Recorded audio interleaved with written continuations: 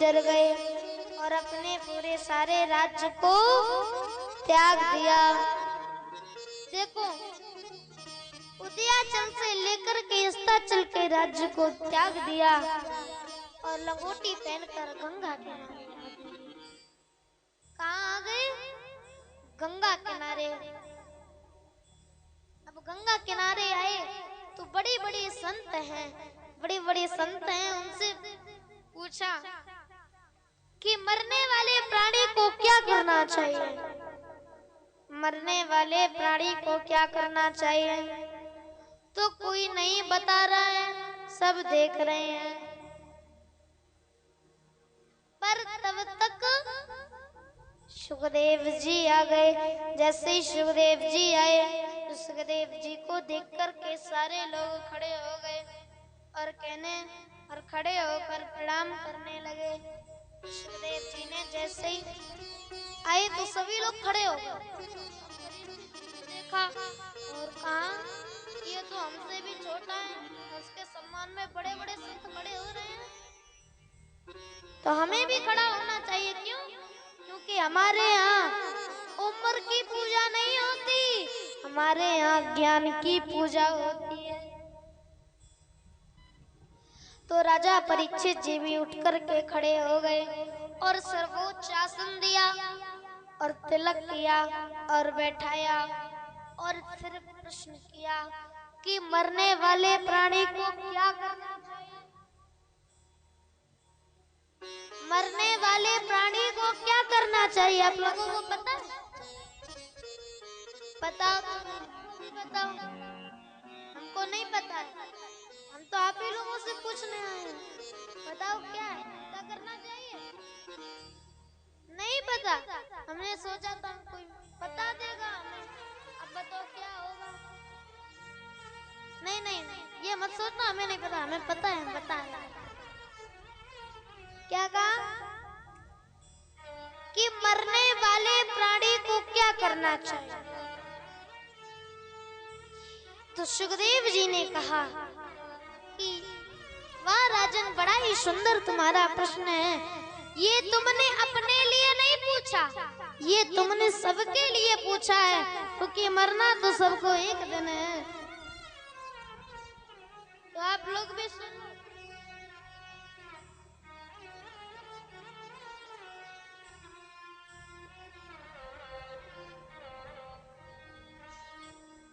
तो कहा, सुनो, ये तुम्हारा जो प्रश्न है ये बड़ा ही सुंदर है। ये तुम्हारे लिए नहीं है, ये सबके लिए है, क्योंकि मरना तो सबको एक दिन है। तो कहा, पहले ये करो, पहले क्या करो?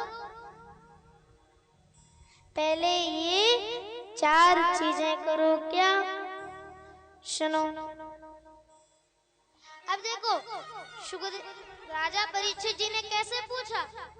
पहले सम्मान दिया, फिर सर्वोच्च आसन दिया, फिर बैठाया, फिर तिलक किया और फिर कहा कि हमारा ये प्रश्न है कि मरने वाले प्राणी को क्या करना चाहिए? मरने वाले प्राणी को क्या करना चाहिए? तो कहा, सुनो, अच्छा ये बताओ, सुखदेव जी को क्या है कि 7 दिन में मरना। हम लोगों को भी 7 ही दिन में मरना, 7 दिन बाद हम लोग भी मर जाएंगे। 7 दिन बाद, 7 दिन में हम लोग भी मर जाएंगे। अब आप लोग समझ रहे, 7 दिन में हम लोग मर जाएंगे? हाँ, हम सच कह रहे हैं, हम लोग 7 दिन में मर जाएंगे। अब बताएं क्यों? सुनो, हमारे यहाँ कितने दिन हैं? 7। सोमवार से सोमवार। अब देखो 7 दिन है, 7 दिन में तो किसी दिन तो आप मरोगे। 7 दिन में किसी दिन तो आप मरोगे, इसलिए हो गया 7 दिन में मरोगे। 7 दिन में किसी ना किसी दिन मरोगे, इसलिए कहा 7 दिन में मरोगे। हमको भी 7 ही दिन में मरना है। तो कहा प्रश्न किया और फिर कहा कि क्या करना चाहिए। तो कहा सुनो राजन,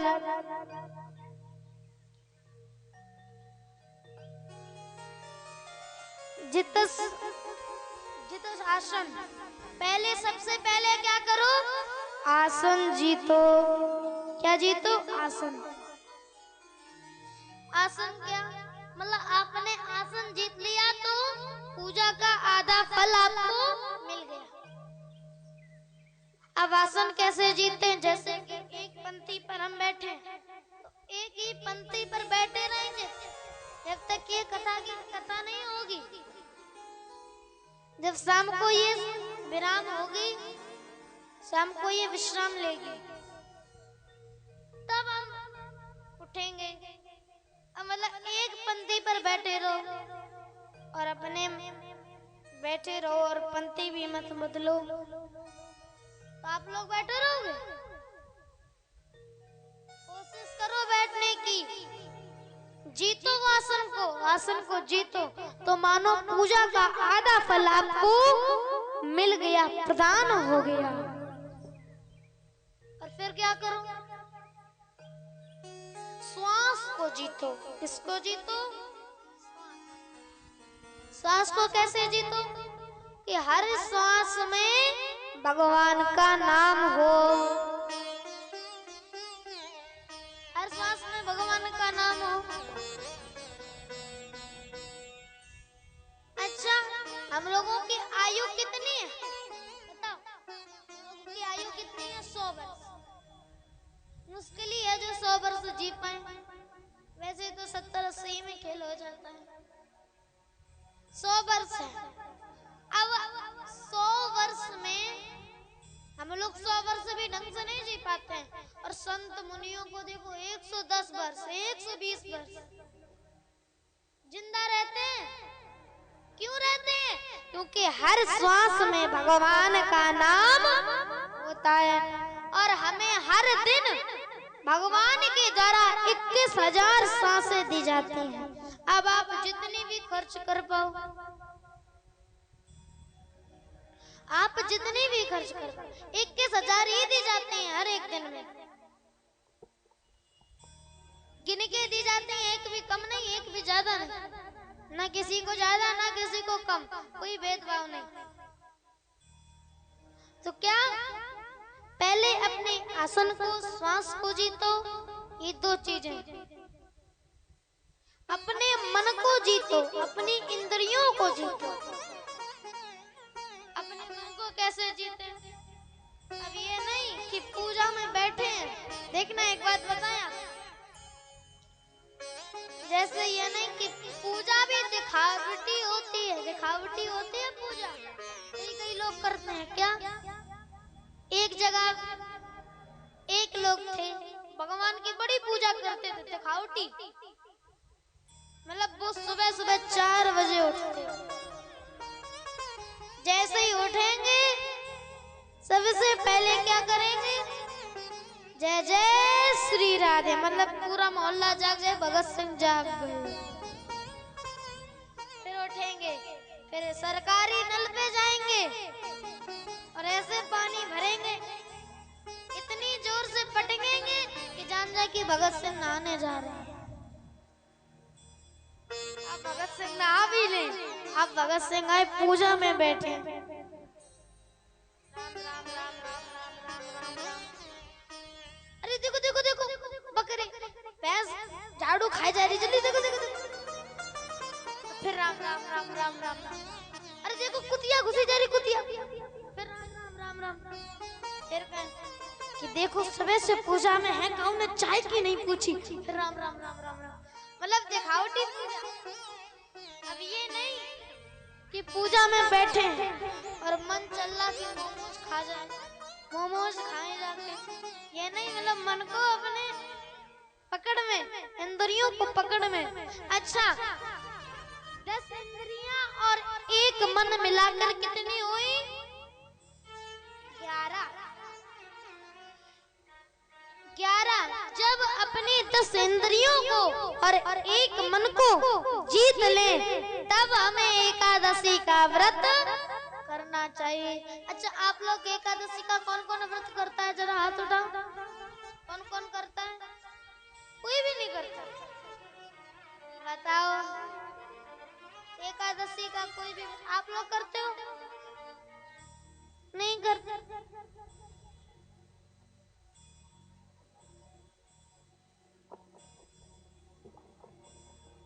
एकादशी का व्रत कम लोग, बिल्कुल भी एक भी संख्या नहीं है। एक हाथ तो उठाए, तो झूठी झूठी कौन हम देखा ना रे, झूठी झूठी उठाए तो कौन देखा ना हमारे। आप लोग करते हो कि नहीं? नहीं, झूठी झूठी ना उठाना, ठीक है? हम तो ऐसे मजाक में कह रहे थे। क्या कहा? मतलब अपनी इंद्रियों और मन को जीतो तब एकादशी का व्रत करना चाहिए। हम आपको एक सच्ची घटना बताएं। एक बार एक गांव में होगा ऐसे ही गांव कोई, उसमें एक व्यक्ति और बड़े ही विचित्र, बड़े ही खाते, बहुत ही खाते रहते थे। मतलब जब तक पूरा परिवार खाए तब तक वो खाए, इतना खाए महाराज। अब देखना, खाते में खाते जाते और कहते जाते, अन्न अन्न में लिखा है खाने वाले का नाम। परिवार वाले कहें कि अन्न अन्न में मत बोल, तू तो ये बोल बोरे बोरे में लिखा है खाने वाले। इतना महाराज खाए, हड़के परिवार संतों के पास कहा कि हमारा बालक बड़ा ही खाता है। तो संतों ने कहा उतना ही वो खाता है जितना उसका खाता है, उतना ही वो खाता है। अब परिवार वाले आए, एक ने, अब इसके माता पिता खत्म हो गए, गुजर गए। अब इसके भैया और भाभी रहे। इन लोगों ने इसे भगाया, चलो करते धरते कुछ नहीं हो, पड़े पड़े दिन में 10 बार खाते हो, भगा दिया, जाओ यहाँ से। अब चले और फिर आगे जाके पहुंचे, फिर घर पे आ गए। जैसे घर पे भाभी और भैया ने फिर आगे, तो चले जाओ यहाँ से। कहा हम आए हैं, हम शायद तुम निकाल के, शायद आप निकाल के पछता रहे हो आप, इस ख्याल से मैं वापस आ गया। कहा जाओ, कोई नहीं पत्थर, चलो चलो, भगा दिया। फिर बेचारा पहुंचा गांव के बाहर, तो देखा एक आश्रम बना है, वहाँ एक संत बैठे राम राम राम राम जप रहे। अब इसने देखा, हमें लगता खाते पीते घर से लगते हैं। अब पहुंचे, पास पहुंचे, तब तक उनके 2-4 चेले निकले, वो भी हट्टे कट्टे। पहुंचे, क्या आप कौन है? कहा हम पंडित जी, महंत जी। अच्छा, पुजारी थी वो आप? हाँ हाँ। तो कहा ये कौन है? हमारे चेले। कहा हमें भी चेला बना लो। तो कहा बन जाओ चेला। इले तिलक लगाए, कंठी डाली, बन गए चेला। अब करना, खाने पीने की क्या व्यवस्था? देखो, सबसे पहले खाने पीने की पूछा, क्या व्यवस्था? का भगवान की कृपा से सब कुछ बढ़िया है, खाने पीने की व्यवस्था सही। पंडित जी, महंत जी, गुरुजी ये बताओ कि मंदिर में कितनी पंगत लगती हैं? का 4 पंगत लगती हैं। तो हम चारों में बैठे रहे, कोई हर्ज तो नहीं? तो कहा हर्ज तो नहीं, पर तुम इतना खाते हो। तो कहा गुरुजी भगवान की कृपा है। अब ये खूब खाए और बड़ा बड़ा बढ़िया से रहे, खूब आराम करे, खूब खाए महाराज।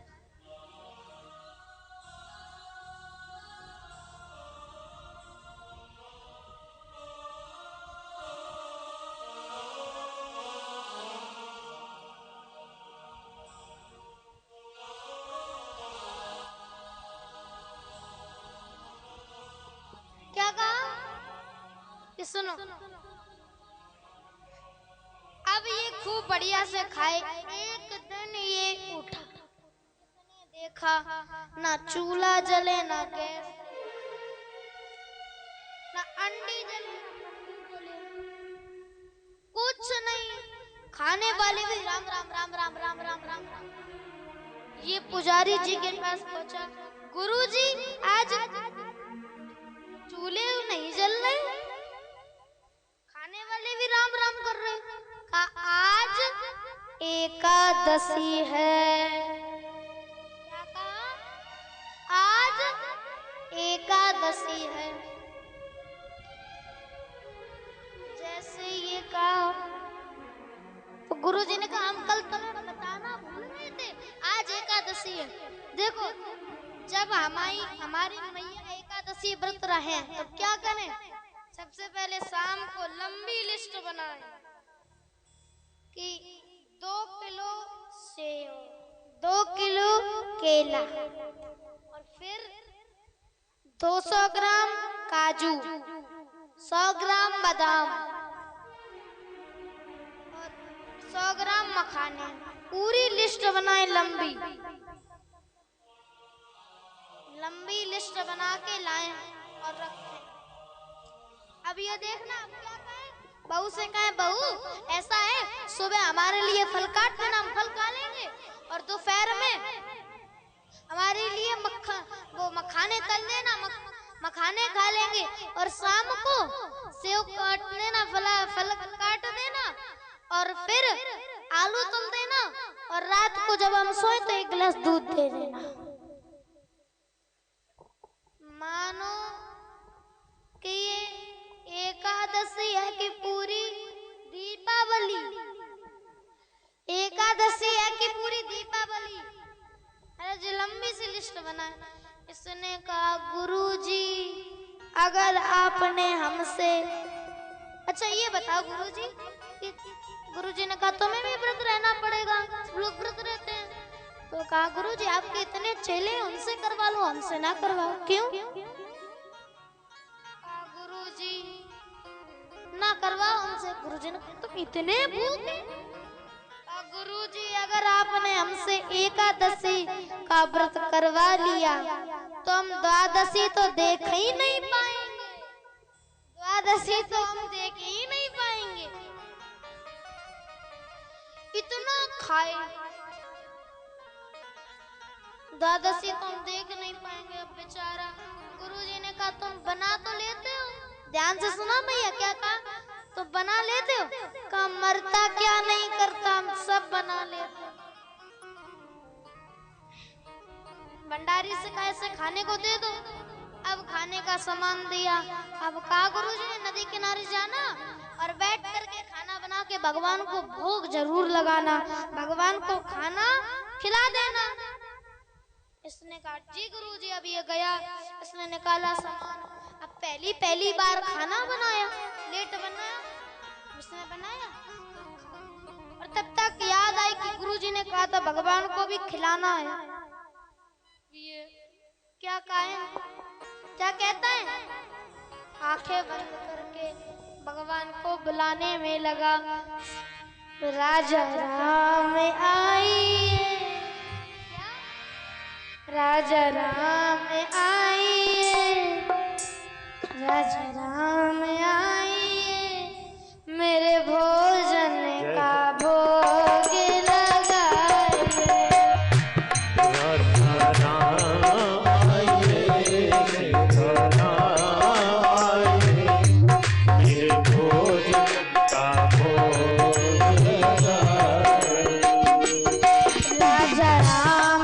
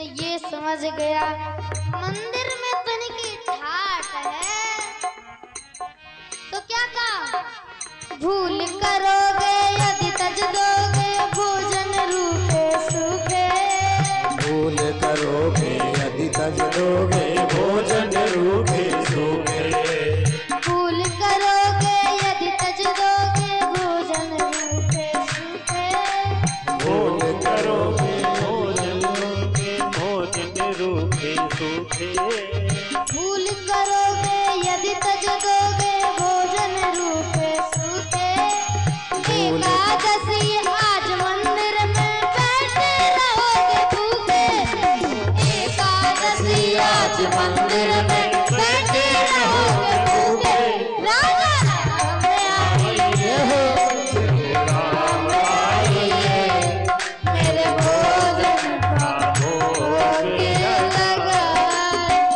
लगाइए। जैसे ही इसने ये कहा तो भगवान को आई हंसी और भगवान प्रकट हो गए। जैसे ही भगवान आए, अब इसने भगवान को देखा, क्या, नीलांबुज श्याम मलकोमलांगम सीता पितवाम भागम, नीलांबुज श्याम मलकोमलांगम सीता समारो पितवाम भागम,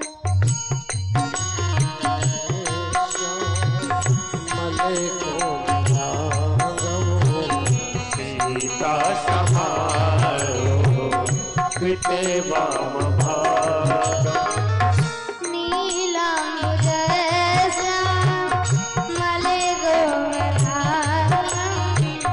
सीता समारो पितवाम भागम, पाणो महाकाय के चार छातम नमामि रामं रघुवंशनाथं, पाणो महाकाय के चार छातम नमामि रामं रघुवंशनाथं।